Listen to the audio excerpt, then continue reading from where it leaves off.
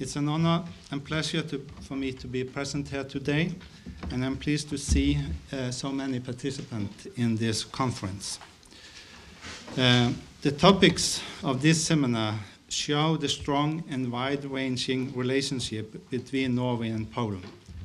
It shows examples of partnership in different sectors, such as business sector, cultural sector, and how the EU internal market has strengthened relations and increased the Polish community in Norway. The topic of this seminar is Polish community in Norway, opportunities and challenges. Although there are some challenges, I would like to emphasize that the increased contact, both economically, politically, and people to people, has served and will continue to serve us very well. The former Foreign Minister of Poland and the current Speaker of Parliament in Poland, Mr. Sikorski, has described the development of Poland as follows. 25 years ago, we were part of Eastern Europe. After membership in NATO and then the EU, we became part of Central Europe. After the financial crisis, we became part of Northern Europe. In 25 years, Poland has developed from a relatively poor country in the outskirts of Europe to a central player both in the EU and internationally. I think we really do share these perspectives from our side. The relations between Poland and Norway has also developed in this period, and particularly since Poland became EU member and after the Norway and EEA grants became part of our cooperation.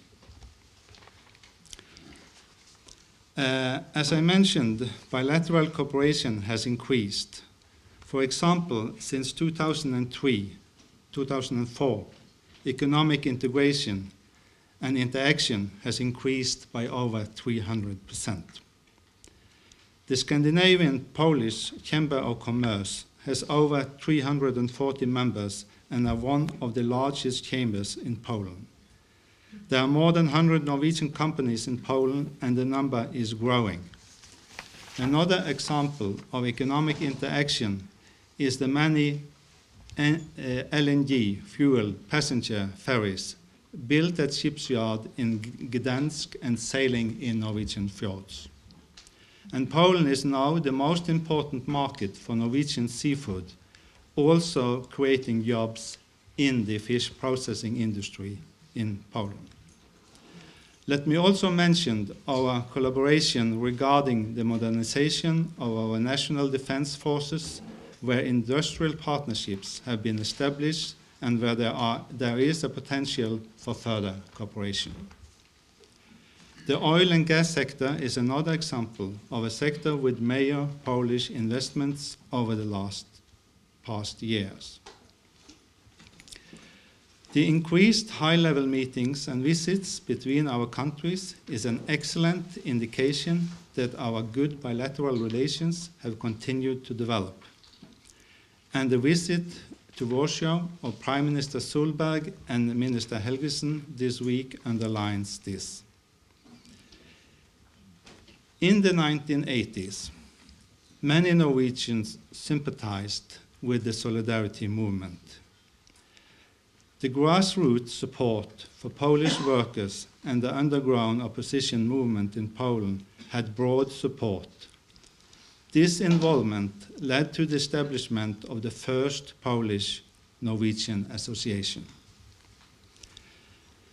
Polish EU membership in 2004 and thereby a Polish entrance into the internal market and the shared labor market led to increased immigration. The Polish is, as mentioned, the biggest group of immigrants to Norway. Poles in Norway are generally well integrated. Poles have become colleagues, neighbors, friends, and schoolmates. The Polish diaspora make a considerable contribution to Norway's social and economic development. Another example of close contact between our two countries is student exchange.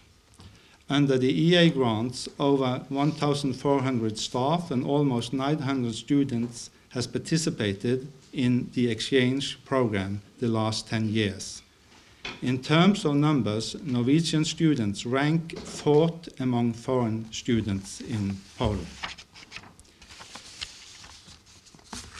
The EEA agreement is the cornerstone of our relationship with the EU and its member states.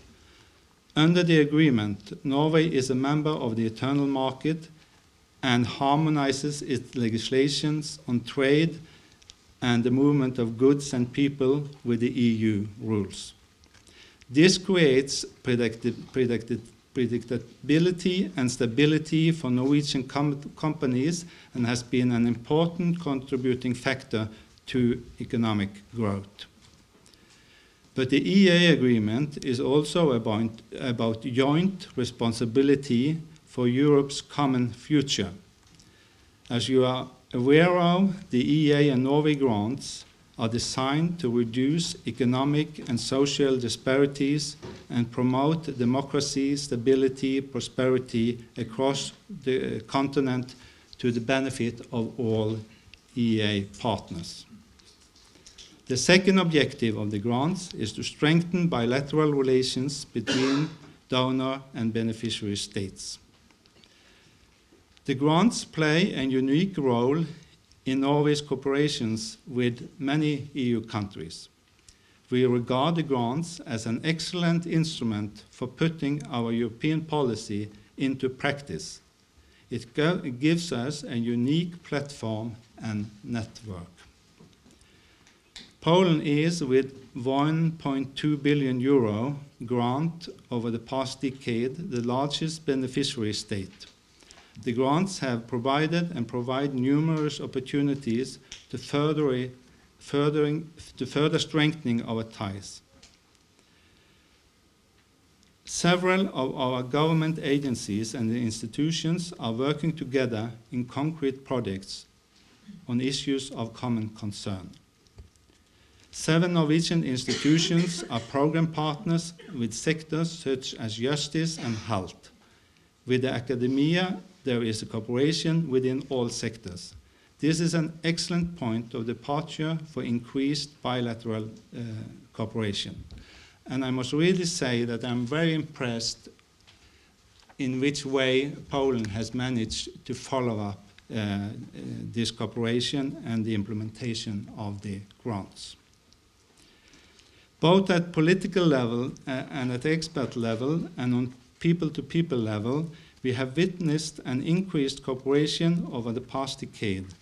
There is no doubt that the grants, Polish membership, EU membership, have brought us even closer together as nations and as people.